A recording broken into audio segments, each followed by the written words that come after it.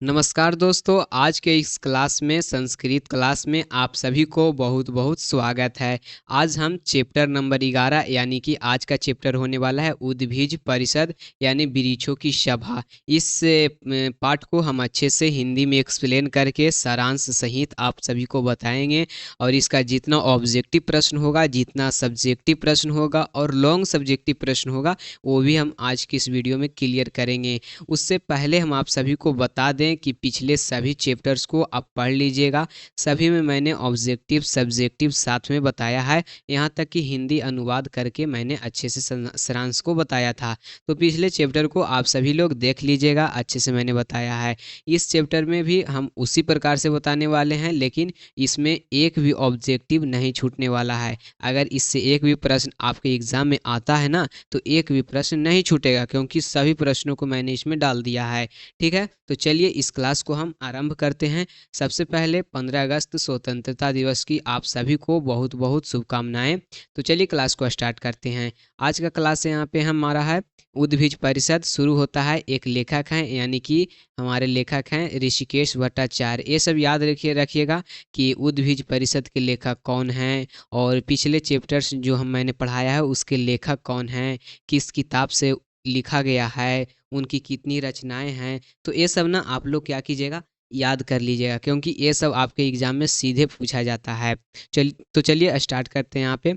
तो यहाँ पे उद्भिज परिषद शुरू होता है 19वीं शताब्दी के प्रसिद्ध साहित्यकार पंडित ऋषिकेश और एक होता है ऋषिकेश, तो दोनों में अंतर होता है। ठीक है, ऋषिकेश भट्टाचार्य रचित प्रबंध मंजरी के अंतर्गत संकलित उद्भिज परिषद के आरंभिक कतिपय अनुच्छेदों के रूप में है। यानी कहने का मतलब है कि एक लेखक हैं जिनका नाम है ऋषिकेश भट्टाचार्य, उनका एक पुस्तक है जिसका नाम है प्रबंध मंजरी, और उस पुस्तक का एक अंक है यानी कि उद्भिज परिषद। उस उद्भिज परिषद का लेखक हैं यहाँ पे ऋषिकेश भट्टाचार्य। इसमें वृक्षों की काल्पनिक सम्मेलन यानी कि एक काल्पनिक सम्मेलन कहने का मतलब है कि एक वृक्ष रहता है और सभी वृक्षों की सभा में मेन यहाँ पे एक नायक रहता है, और उस प्रकार से सभी वृक्षों में एक मेन वृक्ष रहता है, और उसी का यहाँ पे वर्णन संस्कृत में यह लेखक किए हैं, जो कि लेखक ने प्रतीकात्मक रूप से मानवों तथा विभिन्न दार्शनिक मतों पर तीखे व्यंग प्रस्तुत किए हैं। कहने का मतलब है कि इसमें मनुष्यों के बारे में और जो दार्शनिक मत है यानी कि जो कहावतें हैं, दार्शनिक मत हैं, उस पर तीखी व्यंग व्यंग प्रस्तुत किया गया, क्योंकि इसमें ना मनुष्यों के बारे में निकृष्टता की बात की गई है। जो पेड़ बोलते हैं इसमें, और पेड़ की जब सभा चलता है तो उसमें मनुष्य कितना नीचे जा रहा है, कितना निकृष्ट मनुष्य होता जा रहा है, उसी की बातों पर चर्चा की जा रही है। यहाँ अस्वस्थ यानी कि पीपल का वृक्ष के भाषण के रूप में व्यंग आंशिक रूप से मुखर हुआ है। कहने का मतलब है कि वृक्षों का जब काल्पनिक सम्मेलन चलता है तो उस सम्मेलन का एक अध्यक्ष रहता है, उस अध्यक्ष का नाम है अस्वस्थ। यानी कहने का मतलब है कि पीपल का वृक्ष उस सभा का एक मेन अध्यक्ष होता है। चलिएगा, तो इसमें हम हिंदी रूपांतरण में चलते हैं। उद्भिज परिषद का परिचय। आधुनिक गद्य लेखकों में पंडित ऋषिकेश भट्टाचार्य का महत्वपूर्ण स्थान है। तो सबसे पहले हम 11 लेसन पढ़ने वाले हैं ना, तो इसके हम लेखक के बारे में जान लेते हैं। लेखक जो हैं आधुनिक गद्य लेखकों में से एक हैं। इनका जो समय है 1850 से लेके 1913 ईस्वी तक है। ये ओरिएंटल कॉलेज लाहौर में संस्कृत के प्राध्यापक थे, यानी कि अध्यापक थे, जिसे हम प्रिंसिपल कहते हैं। ये हम किन के बारे में जान रहे हैं, तो उद्भिज परिषद के लेखक के बारे में जान रहे हैं। आपसे एक आग्रह है कि आप कॉपी कलम निकाल करके बैठिएगा, ठीक है, ताकि जहाँ पे पॉइंट आपको समझ में आए वहाँ पे आप लिख लीजिएगा। चलिए, इन्होंने विधोदयाम नामक एक संस्कृत पत्रिका के माध्यम से 44 वर्ष तक निबंध लेखन करके संस्कृत में निबंध विद्या को जन्म दिया। श्री भट्टाचार्य द्वारा यानी लेखक जी के द्वारा लिखित संस्कृत निबंधों का एक संग्रह प्रबंध मंजरी के नाम से 1930 ईस्वी में प्रसिद्ध हुआ, यानी कि प्रकाशित हुआ। जो हम प्रबंध मंजरी का एक उद्भिज परिषद पढ़ेंगे वह जो है 1930 में प्रकाशित हुआ था। इसमें 11 निबंध संग्रहित है, यानी इसमें कितना निबंध है तो 11 निबंध है। ये प्रश्न आ सकता है, याद कीजिएगा। इसमें कितना निबंध है तो 11 निबंध है। इसमें से अधिकांश निबंध बाडंग प्रधान शैली में लिखे गए हैं, यानी कि इसमें जो ज़्यादा जो निबंध है वो वार्ड में प्रधान शैली में लिखा गया है। संस्कृत में वाडंग शैली का प्रादुर्भाव श्री भट्टाचार्य इन निबंधों से ही माना जाता है। कहने का मतलब है कि वाडगंग शैली जो है वह जो है ऋषिकेश भट्टाचार्य ने भी उनका जन्म दिया था, मतलब कि ये शैली का जन्म उन्हीं को कहा जाता है, जन्मदाता। इनका व्यंग अत्यंत शिष्ट, परिकृत एवं प्रभावोत्पादक रहता है। इनकी भाषा में सरलता, सरसता, मधुरता तथा सुबोधता है। इनकी भाषा में संस्कृत के महान गद्यकार बाण की शैली का प्रभाव स्पष्ट रूप से आता है। कहने का मतलब है कि जो ऋषिकेश भट्टाचार्य जी हैं उनके गद्यकार शैली में बाण भट्ट का भी चर्चा आता है। इसमें मधुरता है, सरलता है और सुबोधता है, यानी कि मीठापन है इसमें। प्रस्तुत पाठ उद्भिज परिषद ऋषिकेश भट्टाचार्य की इसी प्रबंध मंजरी से संपादित किया गया है। उद्भिज परिषद शब्द का अर्थ होता है वृक्ष और परिषद का अर्थ होता है इसमें सभा। तो उद्भिज का अर्थ क्या होता है तो वृक्ष, और फिर यहाँ पे परिषद का अर्थ क्या होता है तो सभा, इसीलिए इसे कहते हैं वृक्षों की सभा। इस प्रकार उद्भिज परिषद शब्द का अर्थ हुआ वृक्षों की सभा। इस सभा का सभापति अश्वत्थ यानी कि पीपल रहता है। सभापति अपने भाषणों में मानवों पर बड़े ही व्यंग्यपूर्वक प्रभाव करता है, यानी कहने का मतलब है कि इसमें मानव के निकृष्टता की बात की गई है और मानव के बारे में मतलब बात किया गया है। चलते हैं हम कहानी पर, यानी कि निबंध पर। निबंध का हिंदी रूपांतरण आप सभी को बताएंगे, तो यहाँ से आप ध्यान से सुनिएगा। अभी तक जो हम बताए हैं लेखक के बारे में था, तो इससे ज़्यादा प्रश्न नहीं आएगा। बस इतना याद रखिए कि उद्भिज परिषद के लेखक कौन है और किस पुस्तक से लिया गया है, इस पुस्तक में कितने निबंध हैं, तो टोटल 11 निबंध है। ये सभी बस याद रखिएगा। हिंदी अनुवाद में चलते हैं। सभी प्रकार के वृक्षों के मध्य भाग में स्थित विशाल अश्वत्थ देव यानी पीपल का वृक्ष कहता है, हे वनस्पति कुल के दीप महान पौधे, मतलब कि हे पौधे, मतलब यह जो एक है ना कि एक वृक्ष है जो पीपल वृक्ष है वह बोलता है, ठीक है। तो वह बोलता है यानी कि यह एक काल्पनिक कथा है, काल्पनिक निबंध है। तो वह कहता है कि हे वनस्पति कुल के दीपक महान पौधों और पुष्प रूपी कोमल लताओं से सुशोभित लता वंश की ललनाओं, आप ध्यान पूर्वक सुनिए। सुनिए, आज मनुष्य व्यवहार ही हमारे आलोचना का विषय है, यानी मनुष्य का जो व्यवहार है वही वही उसी के बारे में हम बात करने वाले हैं कि जो मनुष्यों का, जो मानवों का कैसा व्यवहार है, कैसा उनका कर्तव्य है, यानी कि हम लोग का कैसा कर्तव्य है, इसके बारे में पीपल आज सबको बताएगा। ठीक है, सुनिएगा ध्यान से। सभी सृष्टि धाराओं में सबसे निकृष्ट सृष्ट मनुष्य ही है, मतलब सबसे नीच व्यक्ति, नीच कुछ भी है, कोई भी पदार्थ है, कोई भी चीज है, तो वह है मनुष्य। जीव सृष्टि प्रवाहों में मनुष्य की भांति पर पीड़क, स्वार्थपरायण, मायावी, कपट व्यवहार, कुशल, हिंसा में संलग्न जीव नहीं है। कहने का मतलब है कि मनुष्य जो है एक पीड़क है, मायावी है, कपट व्यक्ति है और एक हिंसा करने वाला व्यक्ति है।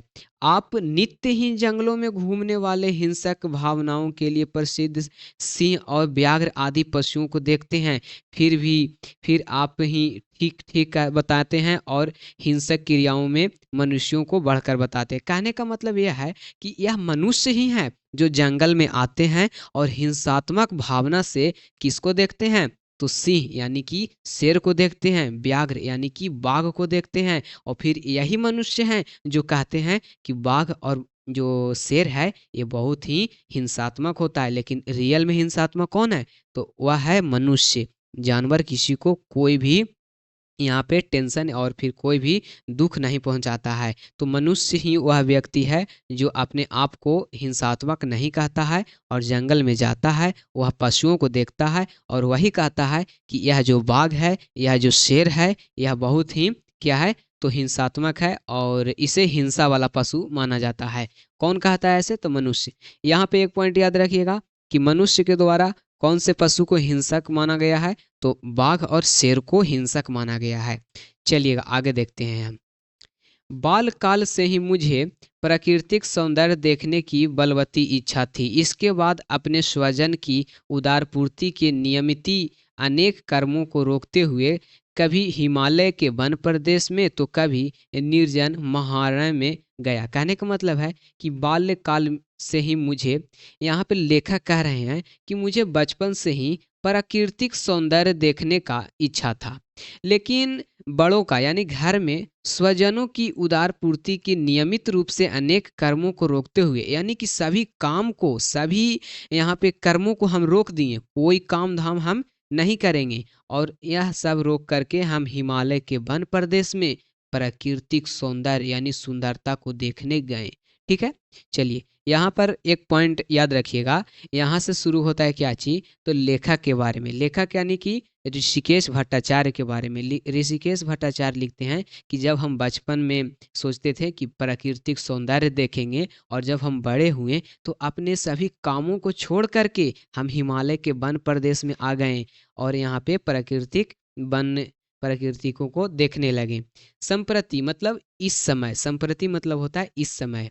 इस समय इस तरह का अवसर प्राप्त कुछ आपत्तजनों के साथ कलकत्ता के निकट सुंदरबन की शोभा देखने की इच्छा वाले किसी दिन शुभ मुहूर्त में हम लोग चल पड़े। कहने का मतलब है कि जो लेखक हैं वह एक दिन कोलकाता के निकट सुंदरबन में, तो ये याद रखिएगा कोलकाता में एक वन है जिसका नाम है सुंदरबन, वहीं पे जाते हैं लेखक। तो इस पॉइंट को याद रखिएगा, वहीं पे लेखक जाते हैं और वहीं पे सुंदर यहाँ पे दृश्य देखते हैं और उसी सुंदरबन में वही पेड़ पौधा और वही पीपल वृक्ष क्या करता है? सभा करता है। और ये जो व्यक्ति हैं, जो ये लेखक हैं, वो छुप करके देखते हैं कि कैसे सब पेड़ पौधा है जो बोलता है और कैसे इनका सभा चलता है। तो आगे आपको ना कहानी, ये निबंध समझ में आ जाएगा।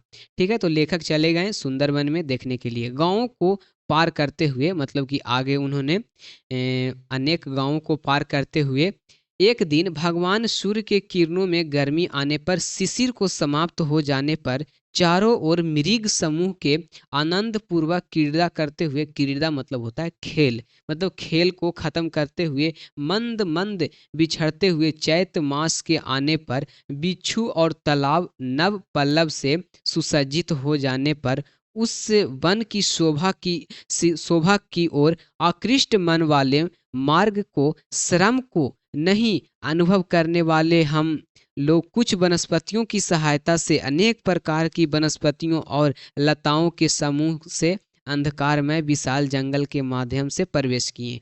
यहाँ पे समझिएगा, कह रहे हैं कि जब हम यहाँ पे सुंदरबन जाने के लिए निकले तो सबसे पहले ठंडा समाप्त हो चुका था, यानी कि शिशिर मतलब होता है ठंडा, तो ठंडा के मौसम समाप्त हो चुका था। जब हम आगे बढ़े तो चारों ओर मृग यानी कि हिरन, मृग मतलब होता है हिरन, हिरन का समूह देखें। याद रखिएगा कि लेखक रास्ता में क्या क्या देखते हैं वो याद रखिएगा। तो सबसे पहले जैसे ही ठंडा समाप्त हुआ तो मृग देखें, यानी कि वहाँ पे मृग यानी हिरन को खेलते हुए देखें। धीरे धीरे चलते हुए वह आगे देखते हैं कि आगे चैत मास में जो आने वाले तालाब होते हैं और उसमें जो पल वन में सुसज्जित जो फूल होते हैं उनकी शोभा आकृष्ट करने वाला था। वह मार्ग में जब आगे बढ़े तो श्रम को नहीं, वह मतलब कि काम धाम को नहीं, वह वहाँ पे सुंदरता को अनुभव करते हैं और कुछ वनस्पतियों की सहायता से अनेक प्रकार की वनस्पतियों और लताओं के समूह के अंधकारमय विशाल जंगल में प्रवेश करते हैं। मतलब ठंडा और यहाँ पे चैत मास, मृग, तालाब और यहाँ पे सुसज्जित वन, ये सब को देखते हुए वह विशाल जंगल में जाते हैं। कौन? तो लेखक। आगे सुनिएगा, आगे यहाँ पे सुनिएगा। बाद में विषय पूर्वक अदृश्य पूर्व दृश्य को देखते हुए हम लोग अकस्मात कभी वृक्ष पल्लवन को चलायन करते हुए बड़ी आवाज में विलीन हो गए। मतलब कि वहाँ पे वृक्ष जो था वो बोल रहा था और वो आगे बढ़ गए। इस तरह के आश्चर्यजनक कार्य को देखकर आश्चर्य से विवेक शून्य कर्तव्य अवधारणा में अक्षम जीवित रहने पर भी मृतक के समान निश्चित व्यापार हित शून्य हृदय चुपचाप हम लोग अपने सहचर वनस्पतियों की मुख पर सृष्टि गड़ाए हुए रुक गए। यानी कहने का मतलब है कि जब लेखक जो है वन में प्रवेश किए तो वहां पे देखें कि एक वृक्ष है, जो वृक्ष क्या कर रहा है, चल रहा है और वह बड़ी आवाजों में बोल भी रहा है। तो यह क्या हो जाते हैं, आश्चर्यजनक, यानी कि यह मतलब कि आश्चर्य हो जाते हैं और आश्चर्य से यह विवेक शून्य मतलब चुपचाप हो जाते हैं और यह सभी दृश्य को देखते हैं। आगे देखिएगा, आगे लेखक क्या देखें, वे लोग हमारी बातों को समझकर कुछ हंसते हुए बोलने लगे। यानी कि आप समझिएगा, वहाँ पे लेखक और जो उनके दोस्त थे वो रुक गए और देखने लगे कि ये पेड़ पौधे कैसे चलते हैं, क्या बात करते हैं और आखिर क्या माजरा है। तो जैसे ही वो लोग देखने लगे तो पेड़ पौधे बोल रहे थे, तो वहीं पे बोले हैं कि वे लोग हमारी बातों को समझकर कुछ हंसते हुए बोलने लगे। यहाँ वृक्षों की सभा हो रही है, पीपल वक्ता है, यानी कि पीपल जो है वक्ता है और अन्य सभी जो छोटे पौधे बड़े पौधे वो सब क्या हैं, श्रोता हैं। हमेशा इसके साथ रहने के कारण हम लोग इसकी भाषा को अच्छी तरह से जानते हैं। यानी कि अन्य जो पौधे हैं वो बोल रहे हैं कि हम यहीं के रहने वाले हैं और हम पीपल के जो भाषा है वो हम जानते हैं। कहने का मतलब है कि जितना भी वहाँ पे वृक्ष है वो सब अपने भाषा को जानता है, यानी आपस में बोलता है। यदि आप लोग को अच्छा लगे तो हम लोग इनकी भाषा का अनुवाद करें। इसके बाद हम लोगों द्वारा अनुनय पूर्वक आग्रह करने पर हम आग्रह करने पर उनमें जो बड़े थे उन्होंने कहा, मतलब कि यहाँ पे एक वृक्ष नहीं कहा लेखक से कि अगर आपसे इच्छा है तो हम इनकी आवाज़ को अनुवाद करेंगे और आप लोग को बताएंगे। तो पीपल कहता है सुनिएगा, अनेक दिशाओं से आए हुए सुसज्जन वनस्पतियों, परम प्रियतमा लता बंधुओं, सावधान होकर आप लोग सुने। आज मनुष्य की बात ही हम लोग का आलोच्य विषय है। जो हम स्टार्टिंग में जो बताए थे ना कि पीपल वृक्ष बोलता है, वो कहानी यहीं से था। ठीक है, यहीं से मैंने एक पॉइंट लेकर वहाँ पे बताया था आप सभी को। सुनिएगा, तो इस प्रकार से लेखक वहाँ पे रुके, वहाँ पे सुने और जब सभा चल रहा है तो पीपल क्या बोलता है कि अनेक दिशाओं से जितना भी पेड़ पौधे आए हैं वह आँख बंद करके सुने, आँख खोल करके बंद करके सुने। आज हम जो बात करने वाले हैं मनुष्यों के बारे में बात करने वाले हैं। यहाँ हम लोगों को बहुत कुछ कहना है, आप लोगों को बहुत कुछ सुनना है, मनन करना है, जानना है, शिक्षित होना है। तो यहाँ आप श्रीमती श्रीमान लोग सावधान होकर रहें। यानी पीपल कहता है कि आप लोग सावधान होकर सुने, हम मनुष्यों के बारे में जानने वाले हैं और मनुष्य कितना निकृष्ट है उसके बारे में जानने वाले हैं। सुनिएगा, मनुष्यों की सृष्टि सभी सृष्टियों में निकृष्ट है। तो ये प्रश्न आ चुका है, मनुष्यों की जो सृष्टि है सभी सृष्टियों में क्या है, निकृष्ट है। चारों ओर अभिनव सृष्टि का सृजन करते हुए भगवान ब्रह्मा ने जिस प्रकार का बुद्धि प्रकर्ष और सृष्टि नैपुण्य प्रदर्शित किया है, मतलब मानव को जिस प्रकार से ब्रह्मा ने बनाया है उस प्रकार से मानव सृष्टि का निर्माण करते हुए सबों से निकृष्ट बन गया है। मतलब मानव जो है जैसे ब्रह्मा ने बनाया था उस प्रकार से मानव नहीं है। इस प्रकार विभिन्न रूप की सृष्टि परंपरा को देखकर विधाता अगाध बुद्धि मतापूर्ण पर सृष्टि सृष्टि पहले के जैसा हम लोगों के अनुमान किया है। पूर्व में और संप्रति मतलब इस समय, माने पहले और इस समय मानव सृष्टि को देखने पर लगता है कि इसका पूरा संसार समाप्त हो गया है। कहने का मतलब है कि अभी के समय और पहले का समय यानी कि पूर्व का समय और वर्तमान का समय में लगता है कि मनुष्य का जो यहाँ पे मनुष्यता है, जो यहाँ पे मनुष्यता है वो नहीं बचा है। इसके विपरीत थोड़ी भी बुद्धि शेष नहीं बची है मनुष्यों में। इस प्रकार का स्वरूप कोई निश्चित नहीं है। कहने का मतलब है कि इस प्रकार का जो स्वरूप है निश्चित नहीं है, मनुष्यों में कोई भी शेष बुद्धि नहीं है। इस प्रकार वे तिनको से भी कुछ तुच्छ हैं, मतलब कि एकदम तुच्छ बताया गया है मनुष्यों को, यानी हम लोग को। पशुओं से भी निकृष्ट है। वनस्पति आदि की सृष्टि के पश्चात इस प्रकार के जीवों का निर्माण करना विश्व के सृजन विधाता की कैसी बुद्धिमत्ता की अधिकता को प्रकट करता है। इस प्रकार कारण और प्रमाण निर्देश पूर्वक बहुत देर तक बहुत प्रकार से तथा विस्तृत व्याख्या करके सभापति अस्वस्थ यानी पीपल देव ने वृक्षों को सभा को विसर्जित किया। यानी कि इस प्रकार से जो वृक्ष है, वृक्ष मतलब पीपल वृक्ष है, वह यहाँ पे सभा को क्या करता है, समाप्त करता है। और समाप्त करके कहता है कि आज का जो मनुष्य है तिनकों के समान तुच्छ है, पशुओं से भी तुच्छ है, वनस्पति से भी तुच्छ है। और इसके पहले का जो मनुष्य था या मानव था वो बहुत ही अच्छा था, सृजन करने योग्य था। सृजनहार विधाता इसकी बुद्धि कैसी बनाई है मनुष्य की, जो आज इस प्रकार से पेश आ रहा है। यानी मनुष्य को एकदम जो है तीखे व्यंग से यहाँ पे बताया गया है। तो चलिए यहाँ पे टॉप ऑब्जेक्टिव प्रश्न है उसको हम देख लेते हैं। तो जितना ही बताए हैं ना उसी से प्रश्न रहेगा और अलग प्रश्न नहीं रहेगा। उद्भिज परिषद पाठ कुतः संकलिता, यानी ये जो पाठ है कहाँ से लिया गया है, तो यह जो पाठ है हमारा यह लिया गया प्रबंध मंजरी, निबंध मंजरी, उद्भिज मंजरी या ज्ञान मंजरी। तो आपका राइट आंसर हो जाएगा ऑप्शन का, यानी कि प्रबंध मंजरी से लिया गया है। चलिए आगे देखेंगे हम। आगे यहाँ पे सेकंड प्रश्न हमारा प्रबंध मंजरी रचनाकर का, यानी प्रबंध मंजरिया के रचनाकार कौन है, तो ऋषिकेश भट्टाचार्य हैं, ऋषिकेश भट्टाचार्य हैं, वीरेश भट्टाचार्य हैं या फिर धर्मेश भट्टाचार्य हैं। तो देखिए मैंने बताया था कि ऋषिकेश भट्टाचार्य नहीं होंगे, ऋषिकेश भट्टाचार्य होंगे, ये आप लोग याद रखिएगा।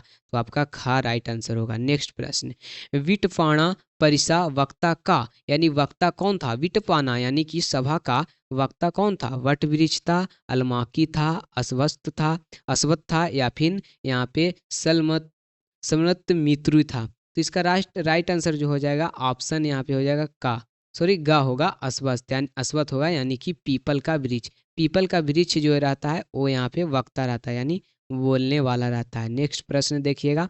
नेक्स्ट प्रश्न यहाँ पे प्रश्न संख्या 4 है, सुंदरवन कुत्र वर्तते, सुंदरवन कहाँ है, पटला पाटलिपुत्र सन्निहितम, सन्निहितम मतलब होता है निकट, पाटलिपुत्र के निकट, वाराणसी के निकट, हस्तिनापुर के निकट, कलिकाता के निकट। तो कलिकाता के निकट यानी ऑप्शन घ, यानी कलकत्ता के निकट हो जाएगा, कलिकाता संस्कृत में लिखा हुआ है। नेक्स्ट प्रश्न है यहाँ पे सहस्त्र रश्मिम कह विद्यते, सहस्त्र रश्मि यानी कि सहस्त्र रश्मि किसे कहा जाता है, सूर्य को, चंद्र को, यहाँ पे व्योम को या फिर उडुगंग को। तो राइट आंसर आपका हो जाएगा का, यानी सूर्य को क्या कहा जाता है, सहस्त्र रश्मि कहा जाता है। आगे सुनिएगा, मधुमास कह मास को कहा जाता है, मतलब किस मास को मधुमास कहा जाता है, बहुत अच्छा मास कहा जाता है।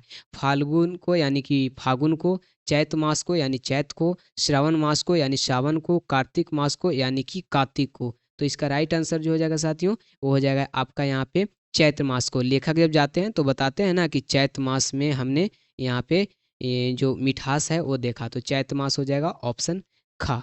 चलिएगा नेक्स्ट प्रश्न है।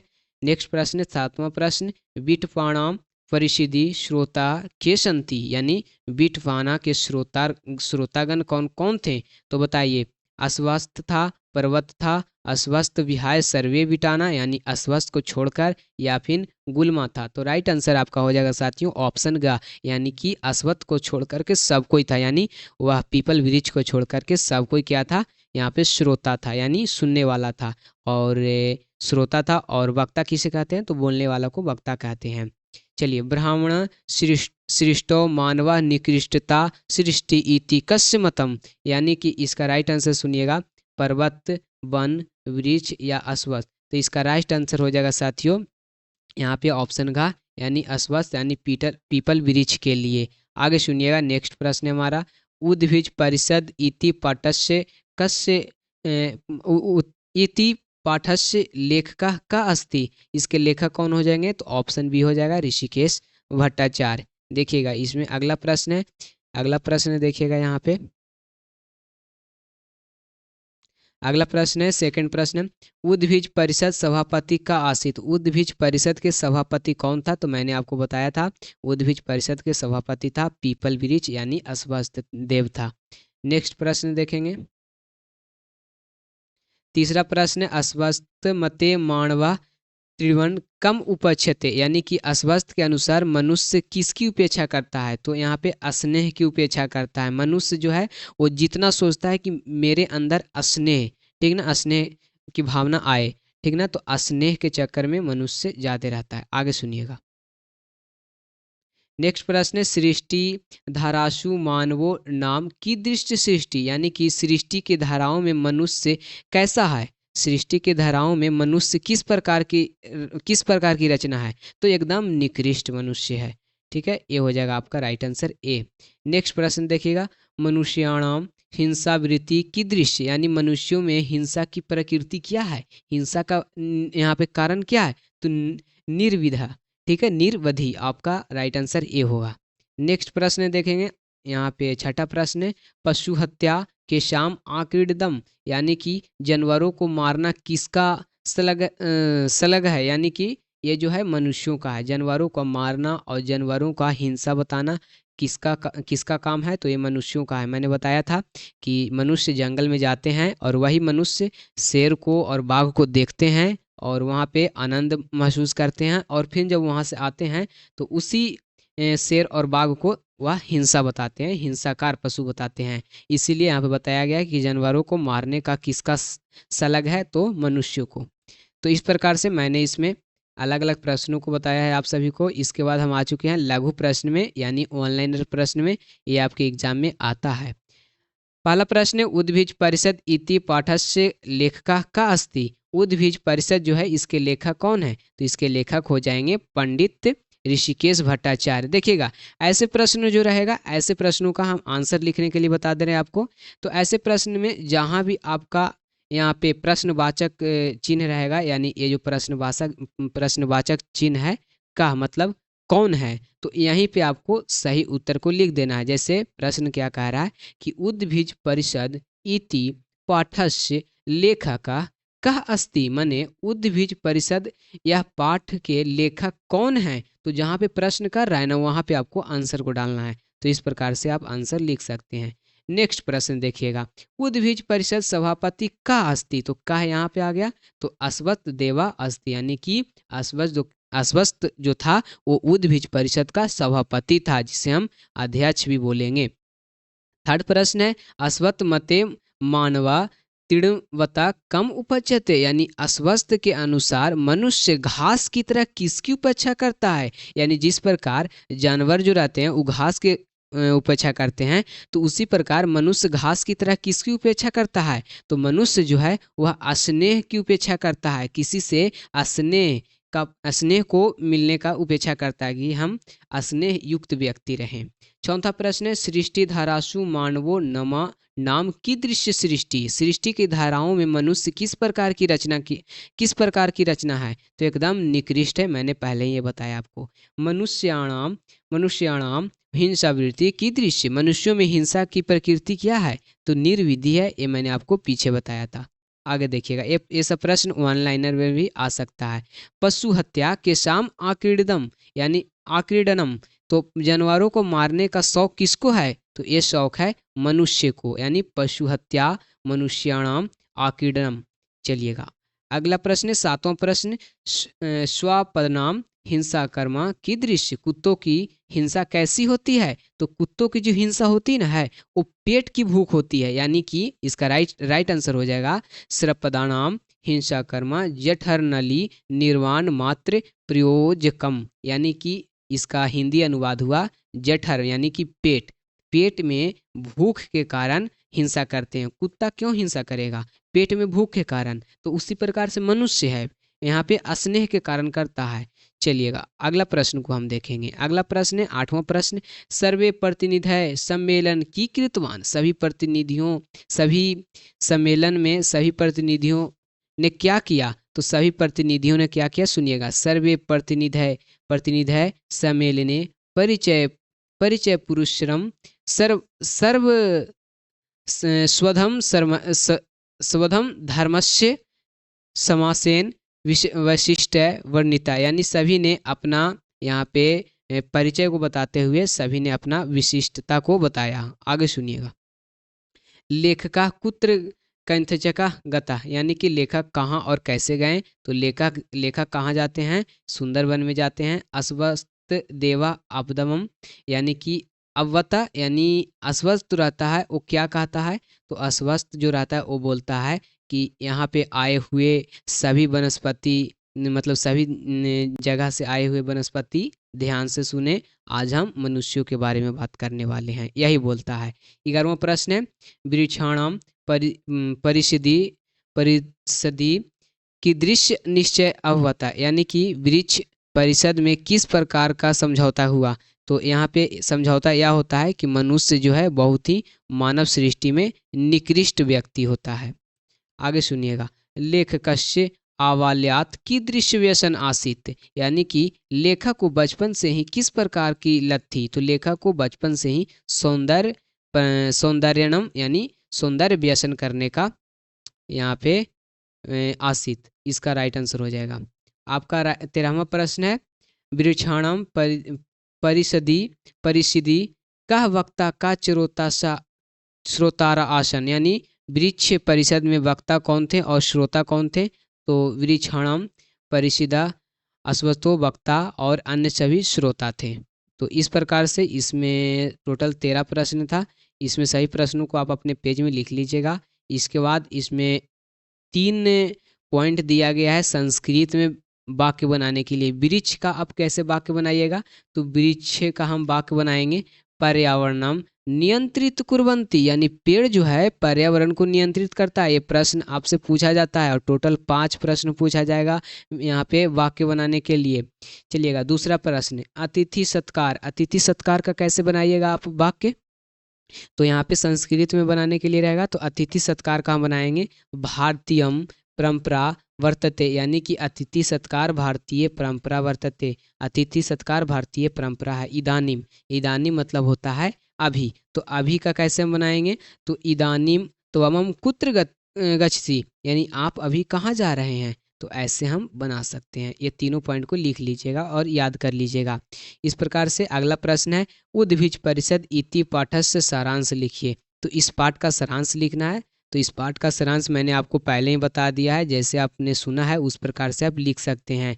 लिखना कैसे है? तो शुरू कीजिएगा कि उद्भिज परिषद नामक पाठ्यांश 19वीं शताब्दी के ऋषिकेश भट्टाचार्य रचित प्रबंध मंजरी से लिया गया है। इस पाठ में विभिन्न वनस्पतियों के प्रतीकों के माध्यम से मनुष्यों को विषय की कटुति यानी कि एकदम तीखे व्यंग के रूप में लिखा गया है। इसमें कैसे कैसे बताया गया वो मैं आपको अभी बताता हूँ।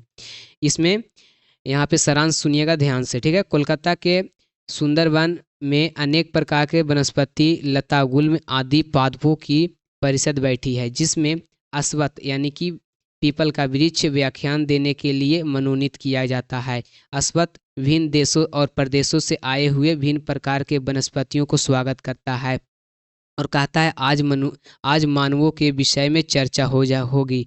वह कहता है कि मनुष्य इस सृष्टि में निकृष्ट प्राणी है। यहाँ पे सविता ने विविध पशुओं और वनस्पतियों से सृष्टि कर अपनी विलक्षण बुद्धि का परिचय दिया। मतलब सभी ने, सविता मतलब सभी ने अपने यहाँ पे बुद्धि और विलक्षण का परिचय दिया, परंतु मानवों का निर्माण कर बुद्धिहीनता भी दिखलाई। यानी इसमें बताया गया है कि सभी ने मानवों का बुद्धिहीनता के बारे में बताया। सभी पेड़ पौधे ने। मानव संपूर्ण सृष्टि के लिए हानिकारक है, निकृष्टतम है, क्योंकि पानी, वायु, प्राकृतिक अपदानों, भूमि आदि का दुरुपयोग कर रहा है। कौन? मनुष्य। इसीलिए हानिकारक है। ऐसा प्रतीत होता है कि उसके हाथों का संपूर्ण सृष्टि का विनाश होने वाला है। मतलब कि मनुष्य के हाथ से संपूर्ण सृष्टि का विनाश होने वाला है। इस प्रकार से मनुष्यों को इतना इसमें हानिकारक बताया गया है। तो इस प्रकार से संपूर्ण व्याख्या खत्म हो चुका है और ये एक लॉन्ग प्रश्न था, तो इसे भी आप लिख लीजिएगा। फिलहाल आज के लिए इतना ही। और इसमें जो संस्कृत का जो ये ऑनलाइन प्रश्न है, इसे पढ़ने में थोड़ा दिक्कत हुआ है, तो इसे आप अपने लिख लीजिएगा। मिलते हैं आपसे नेक्स्ट वीडियो में।